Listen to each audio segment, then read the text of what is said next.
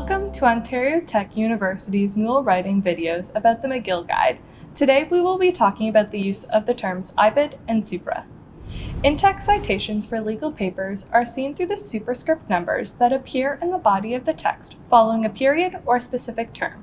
The superscript number corresponds with a reference number found in the footnote or endnote of the document. When referencing a material for the first time, a full citation must be made. However, subsequent citations can be shortened and referenced through the use of Ibid or Supra. Ibid is an abbreviation of the Latin term ibidum, meaning in the same place. You would use Ibid when you are referencing the same source as in the immediately preceding reference.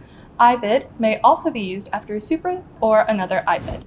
Supra is a Latin word meaning above. You would use Supra in your footnote or endnote when you are referring to a source which you have already provided a full citation, but the full citation is not the immediately preceding citation. Let's look at an example.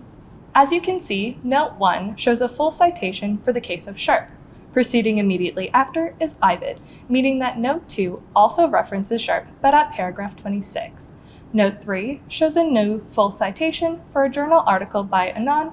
Note 4 reads Sharp Supra Note 1, meaning that this information is from the same source as the Sharp case seen in Note 1, whereas Note 5 reads Anon Supra Note 3, meaning that this information is from the article by Anon from Note 3.